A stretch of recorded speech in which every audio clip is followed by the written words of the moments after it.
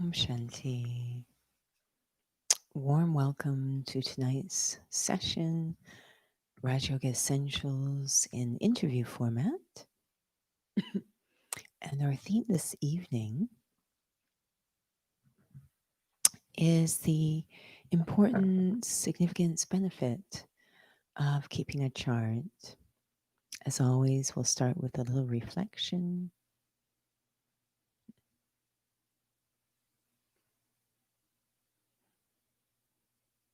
Seated comfortably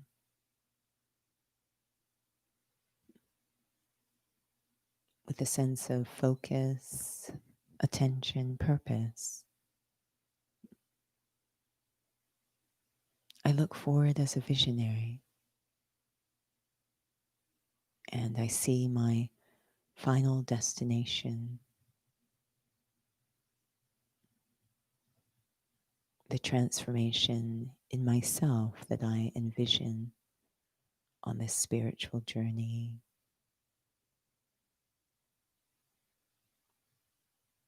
We might call it my highest potential. I can see that in front of me, how I will think, speak, act, and interact. My vision, my attitudes, my perspectives, everything about me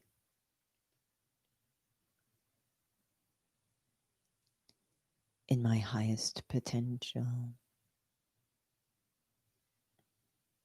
my final destination. I can see and feel that in front of me. And I also see the many challenges and twists and turns on this journey. Like a sailor at sea, I can see the shore I wish to reach, but also the journey in between.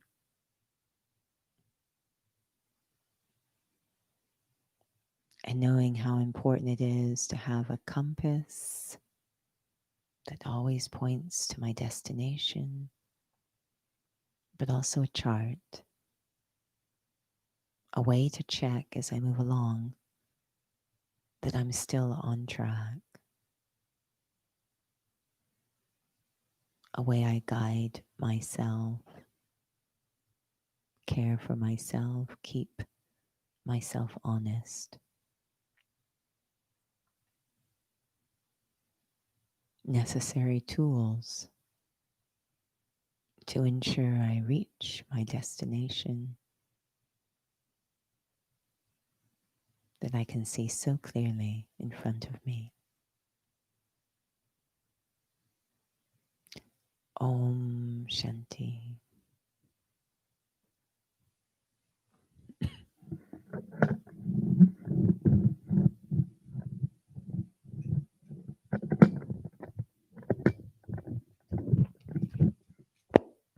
Om Shanti. And welcome to those who've joined Raj Yoga Essentials. Who's just come on. Our topic today is part 2 for charting my progress. So lovely reflection to take us into this continuation. And so one of the reasons why we had put this as a 2-part series is because often I hear from many that spirituality can sometimes be a bit esoteric. And how do I make this practical? But even aside from that, I'm sure some of you have heard of SMART goals. But when we say, okay, what are you going to plan to do today? I'm going to try to be peaceful today. And it's like, well, what's your plan? And so in terms of, keeping a chart, how do I, how has it been for you, for those who are trying to find these tools so that it is practical, but it's not dry or microscopic in how I use it? Yeah, I think whether it's a spiritual journey or anything in life, it has to feel really relevant. And so I think many times the chart can go through different evolutions so it stays relevant, which is not to say my destination is changing. It stays the same. But as I move along, I encounter different challenges, and I also hopefully am changing and gaining more clarity. So the chart keeps evolving, and how to keep it relevant, meaningful, connected to what I'm trying to do, connected to where I am right now. That's in itself a creative process, but it's meant to keep us very honest, very clear, and yeah, to keep things very practical, so that I can start to notice what do I need to work on right now, and what are the signs and signals? What are some practical indicators that will help me know I'm working on that issue? So it's a very creative process. I think it happens naturally in anything in life when I'm really determined to do it. We start to just come up with, okay, I really want this to happen. Okay, I notice I have to, I need to manage my finances a little better. This is what I need to focus on. So it's a very natural, the chart's a very natural thing to emerge in any endeavor of change when I'm quite committed and engaged in that endeavor. Just from your experience, do you feel, just from what you're sharing, then I should perhaps maybe spend a bit more time and just being very clear of what I am trying to attain and achieve so that there is that determination that drives it. So then perhaps maybe what practical aspects of it can just kind of emerge. Because I mean, we can certainly sit here and start to list a whole bunch of things, but um, don't know if that's going to be sustainable. Yeah, I think one of the first things that I felt happening, a dialogue inside when I started this, was sort of to sit down with myself and say, exactly where are you going? Where is this all going? What's most important? What destination? To articulate that. And I think for many it's actually always kind of there, and it's just a chance to sit and acknowledge it. And a key part of the chart, I feel, is that anytime we engage in a process of change, there are the forces of resistance to change, and they really like to distract in any which way they can. So the more focused and connected to that prime concern that I have, or prime focus, the more I can stay on track with that, I think the better. So it's a really useful tool in not getting distracted, but it's important to have that conversation of, I'm here at point A. Where am I trying to reach? What does that look like? What do I know are some of the things I've seen coming up that I need to focus on? And so I think then the chart becomes really not, I think some are afraid of it because they feel it'll just be a everything I'm doing wrong journal, or, just constantly failure, or whatever. And that's not it at all. It's all about honoring my full potential is the point of it. So it's meant to be a very useful thing to keep me undistracted. I think I remember us talking a little bit about that last time. A bit of a fear of being able to do something with that, and it was something you were sharing about. For example, if I have to save money, um, it really feels like as if when that priority is clear, whatever it is, it's always hovering in your awareness, and that can sort of refine your focus without even you realizing it, so that there is already clarity there. And so there seems to be some impact from some other kind of homework that I'm doing for myself. hmm I think it's, yeah, I mean, the whole driving force behind any of the tools that we use in this spiritual study is to benefit the self. So whether it's the diet or the schedule or the chart. And I think it's really important because we have a term for it, but it really boils down to self sabotage. it sounds odd, I know, that we would sabotage ourselves in something that's beneficial, but there's a lot of that will come up. And so the chart really is meant to address that issue of self sabotage. In what ways do I tend to get off track?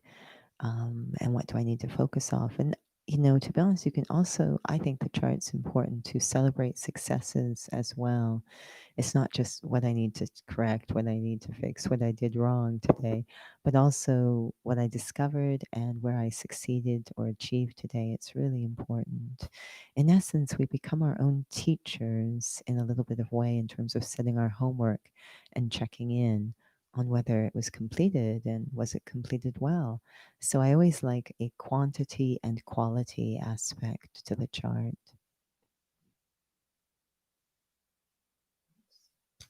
What do you find that when you're sharing about I become my own teacher?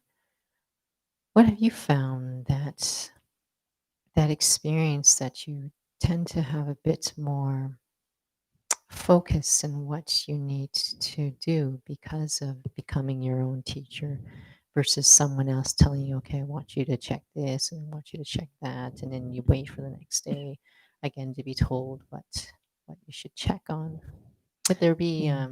pro and con, I suppose, in Yeah, both it's aspects? absolutely. But I think at the end of the day, if something is intrinsically driven, it's going to be more successful. So it's great to have someone else involved. It helps our accountability issue when we tell someone or have that support from someone. But ultimately, it needs to be intrinsically driven, or I'd start to resent the someone who is kind of trying to support me. It's something I've actually noticed at this time, and I don't know when people might or if they will view this recording, but right now we're in this sort of pandemic where souls are being asked to stay at home as much as possible. And it's quite an interesting thing because now there might be a little bit difference between souls who were self-employed versus souls who had, worked in a certain setting and had a structure through that setting. But the idea of being self-directed is massive at this time because now you have this people I don't know how many people I've heard share that because they've been directed to work at home. Unless their presence is required, they must work at home. It's mandatory. And I don't know how many I've heard that are saying, I don't like to work from home. It doesn't go well. They're really not enjoying it at all. And I find that fascinating because it's the same thing I'm doing. It's just at home. So this dependence on an external structure, and the chart is really looking a little bit more at creating an internal structure that's intrinsically driven. And so, one of the things that I think is very important when the vista of the day stretches in front of you is to be proactive and have a plan ahead of what am I going to do here? What is that day going to look like? Or what does the week on day one, this is what I do, day two, this is what I do.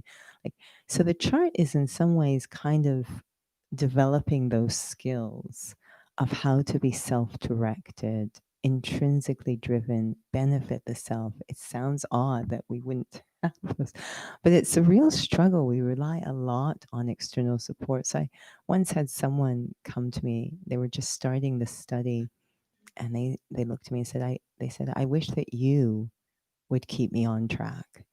And I was thinking inside, and I'm thinking, no, actually, I wish you would keep yourself on track because eventually you will resent me, right? And also, what if I'm not here? So, this is what we see with work. I relied on work, a certain external structure to keep me on track, and that's been removed. So, can I keep myself on track in a healthy way? So, it really explores our capacity of self direction, self efficacy, the chart.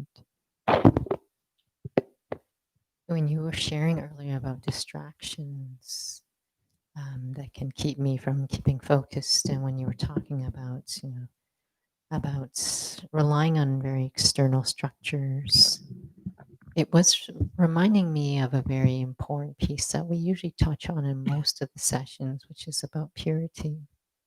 And it feels like that's when you're sharing it, it's about honoring my highest potential. And for those who are listening or will be watching, that's really what purity is about, this real true sense of integrity.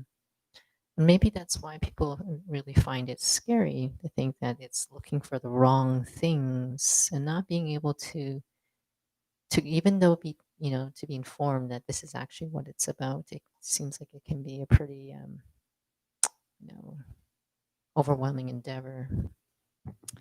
I think one of the things, this is Raj Yoga Essentials, and the very essence of Raj Yoga is to consider myself to be a soul, to have faith. I am a soul. And then everything we do in this study, whether it's the 4 subjects or the different tools, the idea is that it's I, the soul, that's doing it. And I know that that may not sound, it may just sound like semantics, but it's different from, for example, Judy is doing this. It's I, the soul, that I'm doing this. That is really where the success, I, the soul, am studying, not Judy, but me, the soul, because there's a very different sense of self. It's this very balanced sense of self, which is very understanding and compassionate and nonviolent, but also very firm, very ambitious, and very determined. That balance, any balance, and that balance is only possible when I'm in that state of considering myself to be a soul.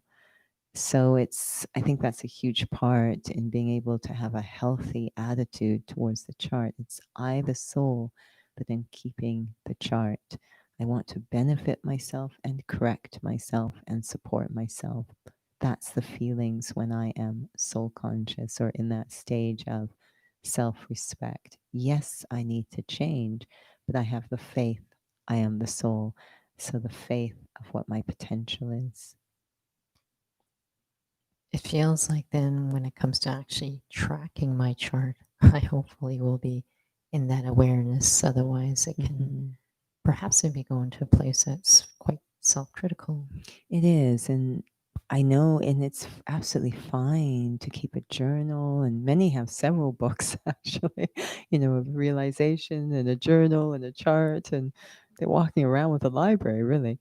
And that's fine. But this isn't really about going into a lot of analysis or emotional free association. That isn't actually what the chart is for. It's really this, we call it Raj Yoga. It's this very royal assessment of what I'm doing. There's a lot of dignity actually in the chart, and it's essenceful and very structured. Again, to keep it very simple so it's less distracting. In essence, the charts that are often described to us are just 2 things. How much did I experience myself to be a soul during the day? And how much did I remember the Supreme Soul during the day? And then we add on a few different things that are very broad sweeps. So I need to personalize them. Did I give sorrow? Did I take sorrow today? What exactly does that look like for me? What does giving sorrow look like in a very practical, detailed way? What does taking sorrow look like for me? So it starts to become very personal, but very, very simple and very, very connected to shaping or emerging that highest potential. I feel like we are like going into layers and hoping not to digress. Mm. Can you share a little bit more about in terms of soul consciousness and why it's important to check those pieces? I know it was an example of giving sorrow or taking sorrow. In terms of, I remember I used to be in cancer research. I might have shared this before, but the principal investigator has a very clear question that their entire research facility is on. And sometimes the graduate students who are taking one part of it and they sort of make a discovery and start sort of running in a different Mhm. direction. And the principal investigator has gone, that's a great, pursuit, but this is sort of what we're focusing on. Mhm. Yeah, you really want it to stay on point. Again, if I'm, a sailor at sea and I want to get to a specific destination and, oh, that's a very nice island over there. I could easily land up all over the place. So the idea of the chart is, I've got a certain reference point and I'm staying on track, definitely. Um, I think, again, it's really interesting because this is connected to that essential lesson of I am a soul, and was talking with someone about that today because this is probably our weakest link actually in the study is soul consciousness. And so obviously you think that's what we pay the most attention on, but we tend to go into all sorts of expansion. It's amazing. We're all over town. And it's like, and were you soul conscious today? No, but I had this incredible. And it's like, okay. So it really is a weak link in our practice. And when we say I am a soul, I am a point of spiritual light sitting in the center of the forehead, this is good. This is a code. But then the next interesting piece is like kinesthetic in a concrete way, what does that feel like? And how do I act and interact? In other words, what's the significance? This is what I want my chart to be built on. What is the significance of being a soul in terms of my day to day life? So the idea, a very simple one, is maybe I speak less. That's a very concrete thing. It is soul consciousness. I'm not speaking less because I'm forcing myself. As a result of experiencing myself to not be this body, I speak less. So that would be very interesting because that will tell me how much I am soul conscious during the day. I'm speaking less because not because I'm forcing myself violently, but because I am soul conscious, I will notice I speak less. What about God conscious? When I am aware of belonging to the Supreme Soul, having full rights over the Supreme Soul, claiming an inheritance, if you will, getting property, receiving what I need from the Supreme Soul, how will that affect my actions and interactions? The signs that I am in remembrance. Will I be leaving people alone in my head more often? Will I feel less interested in stuff or outcomes? There's so many different signs. It's really, I think that's when it gets interesting. Not just how many times did I say God during the day, but how did it affect my day-to-day life in a natural way? They shouldn't be separated, which I think is what happens. It's okay, I think I'm a soul, but then I'm trying to do these virtuous things over here. No, I think I'm a soul, and so these virtuous things happen. That's what I want to see in my chart. Is that happening? Am I still on track with the point, which is how does a spiritual being live? What is the character of a spiritual being in their day to day life? And that will require I be experiencing myself as a soul. So the chart becomes very interesting when I start to connect those dots. I'm not sure if that made sense. It did because I really felt that from your sharing why we're talking about this aspect about purity and its relationship with the chart is very powerful because if the point is it's my sense of identity, which has everything to do with integrity. But when there's distractions, and when you were talking about God conscious, what am I experiencing? What am I trying to attain?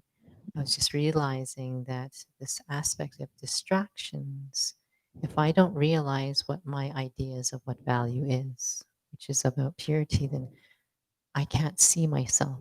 I can't see where I'm going. I might see, oh, it's just all about just trying to be a good person Mm. or trying to put out fires, or I'm critical about this person because I have a certain standard and still thinking that fixing that and reaching that standard in my old ideas is still not going to get me to my Mhm. destination. One of the most powerful things we've been hearing quite a bit lately is that what Raj Yoga says as its core is that, which is our slogan, as I change, the world changes. And there's two Hindi terms we use that are very connected, sanskar and sansar. So as I express different sanskars or personality traits, if you will, different character, more aligned with my spiritual or true character, as I express that, this is actually how change will happen in the world. And so when I understand that this is about me operating from different sanskars that are driven by soul consciousness and God consciousness, this is really important. It actually, you begin to discover that without soul consciousness and God consciousness, I have no hope of activating these different sanskars. I will always use the past ones, maybe dressed up in a different way, but I'm still using the past ones. I was remembering an incident that happened early in my spiritual study. This sanskar of helping people. There is a body conscious version of that, and there is a soul conscious version of that. And I remember I was in a situation, and it was a situation that's come up many times. I'm sure those who work on teams are aware of it. We're always trying to support each other and cooperate with each other in the workplace. And it was another one. This has happened many times, and we have this idea of being cooperative and supportive, which is very body conscious or ego driven, and we don't even know it. We don't even know that we're doing the same thing. And so it was yet another one of these circumstances where I could feel that old sanskar, but I had been keeping an eye on that in the chart. That when I'm soul conscious, that's not how cooperation actually looks. And so the scenario came up again because it had been so, it actually was the first thing that came into my mind when the scenario, I had my two coworkers were fiddling around with a machine that they needed to use for a transaction and it wasn't working. And that old sanskar popped in. I wasn't soul conscious or God conscious, but I wanted to help, right? I'm supposed to be virtuous. It's like, I'm going to save them. I'm going to get that machine to Does that work. sound familiar? Yeah, I can do it. And I remember I started to move and I said, and then the because it had been in my chart, I remember and it was like, no, no, there's no spirituality going on here. There's none, absolutely none.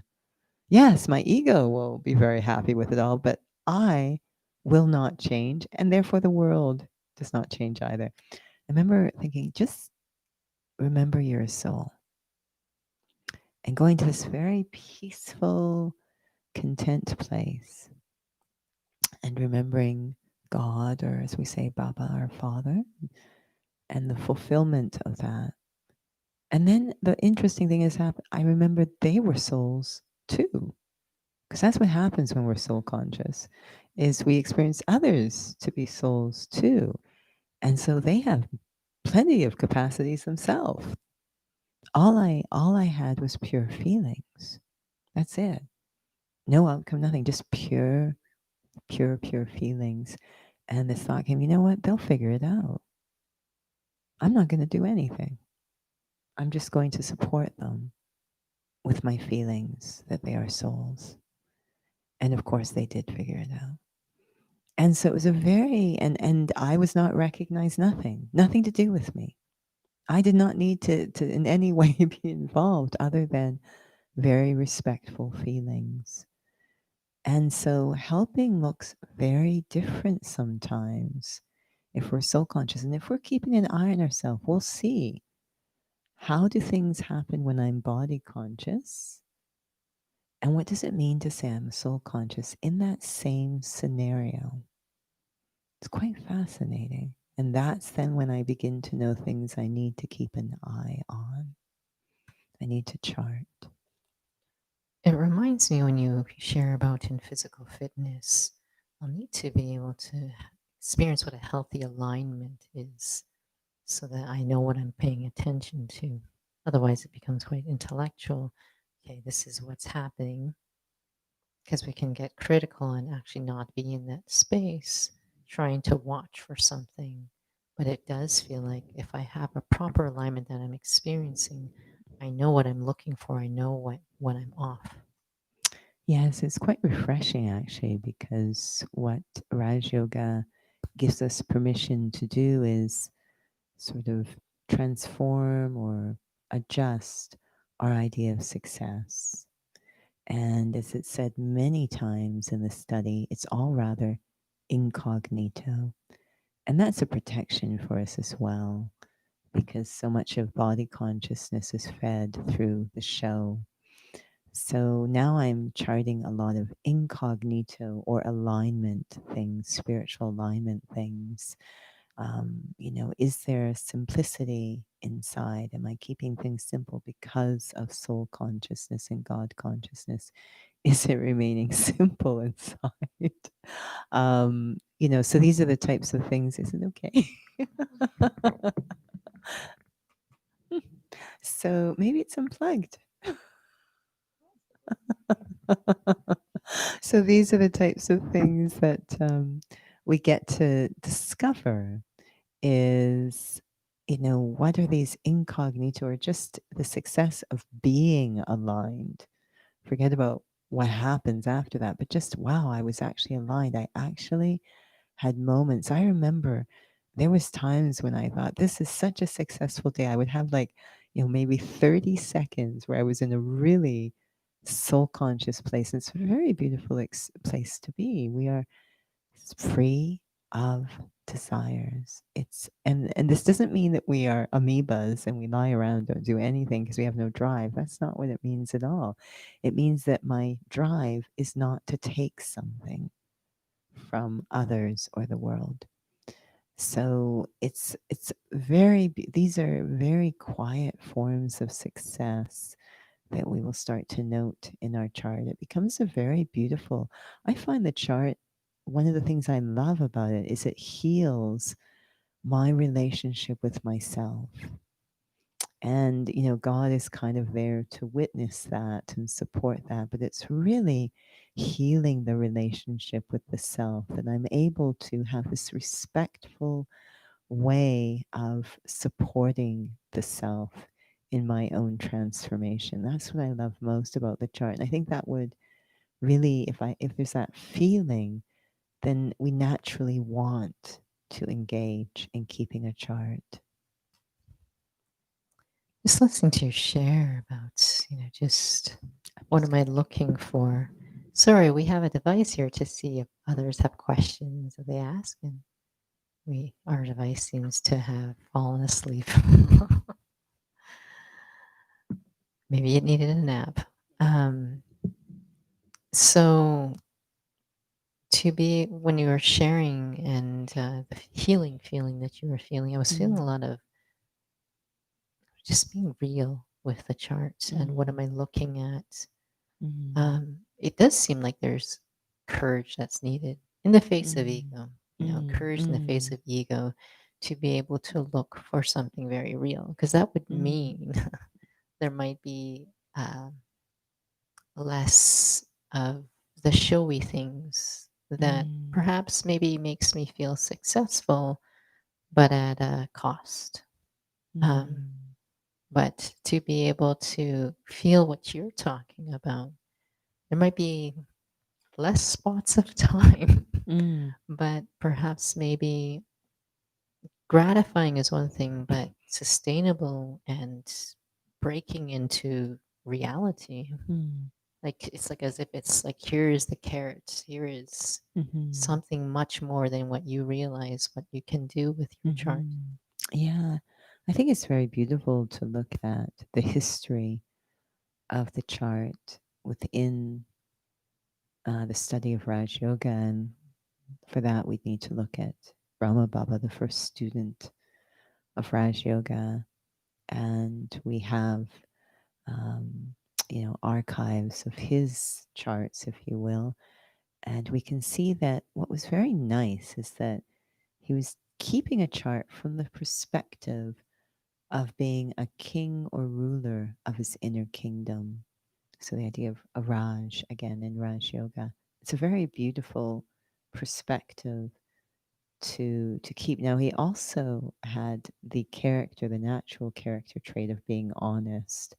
So it's very royal and very honest. And honest not in terms of cutting the self down, but the honesty, the ethics of a king. And so, just to not lie to the self, just whatever else is going on, but I just don't want to lie to the self. As a king, I want honesty in my kingdom. And so, how he would assess himself in mind, what are you doing?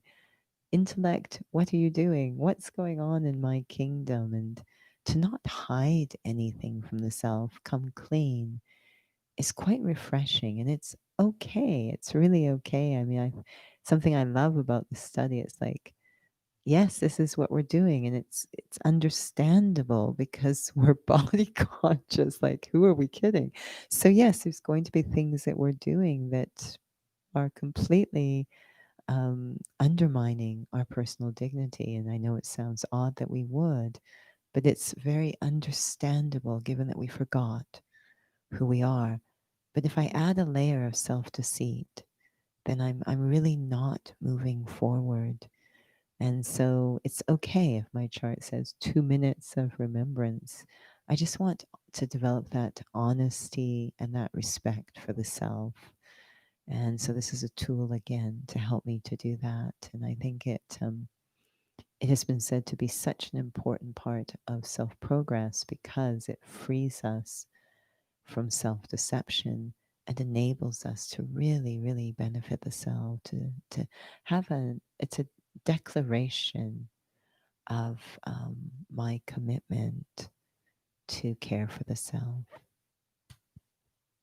I do have one question to squeeze in. I know we're Mm. running out of time, but what have you found in terms of keeping a chart all these years? Do you find that it really builds so many capacities within you?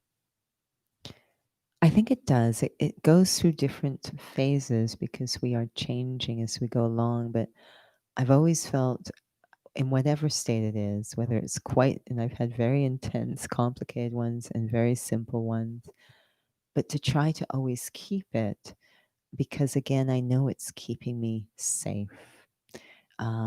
It's keeping me safe from that self deception, if you will, or that arrogance to some respect. But yeah, I think what I've noticed is the challenge to keep it very meaningful. And I really liked, as we heard a lesson tonight, something that was shared that I think is connected to the chart, that you're not doing this to impress anyone else or as a show to anyone else. Whatever everyone else is doing is kind of their business. This is between you, yourself, and God. It really is. And if that, how the chart helps to keep that very clear for the self.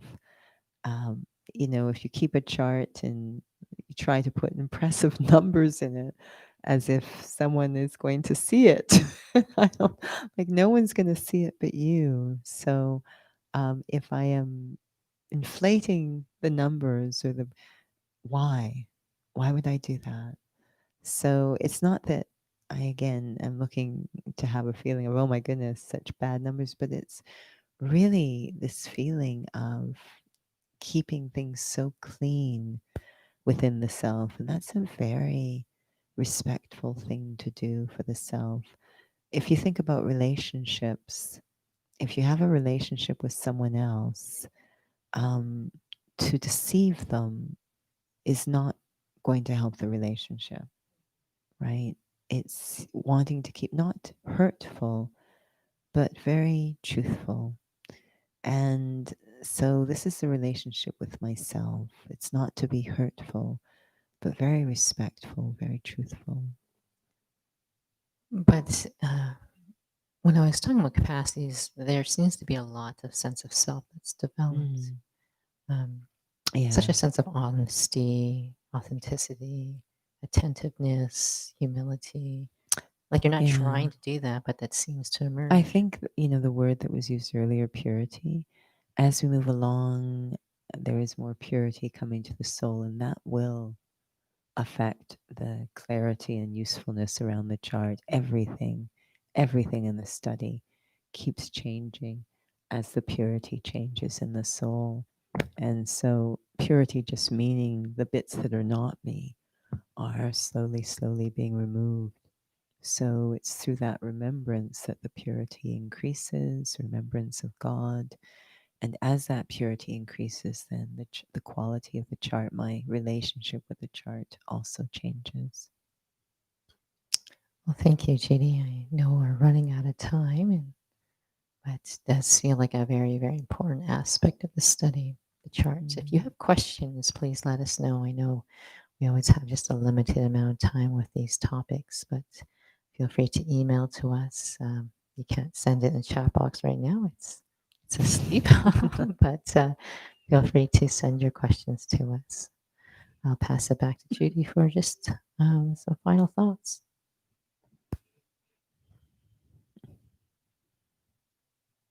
At the core of Raj Yoga is the objective to reunite with my authentic self through a reunion with the Supreme Soul.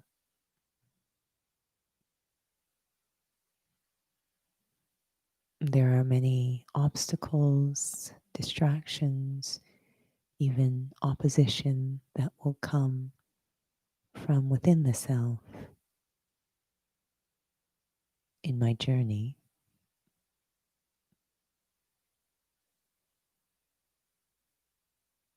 And so it's so important on a daily basis, on an hourly basis, as frequently as possible, to constantly reinforce the faith I have in myself.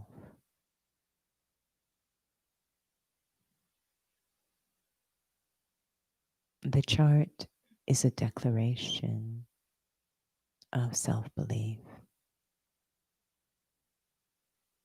that I am assessing and looking at myself, understanding myself through the chart, not because there's something wrong with me, because I believe there's a lot of right within me.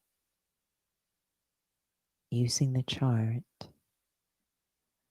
to draw out the best in myself through honest conversation and dialogue with myself. Om Shanti.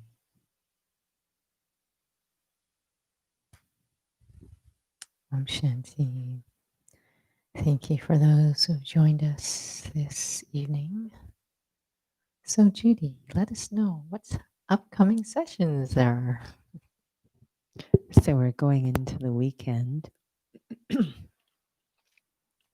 On Saturday, as usual, we have inner fitness from 2 to 3. And there's a topic, I'm sure, that is there, and it will healing. Oh, what a wonderful topic. So, healing. And again, this is on the Zoom platform. So, please check our website for that link. So, 2 to 3 o'clock Mountain Standard Time, healing and inner fitness on Zoom. And then the following day, we have a workshop, 90-minute workshop on Sunday from 12 to 1:30, also on Zoom. Registration through Eventbrite. And the topic for that is the sanctuary within. That seems really relevant right now rather than thinking I'm in quarantine, I'm in isolation.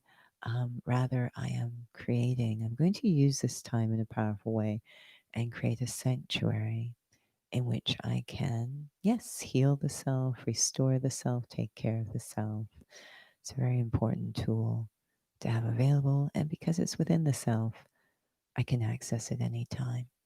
So you're welcome to join us. All the information's on the website. And until we meet again, Om Shanti.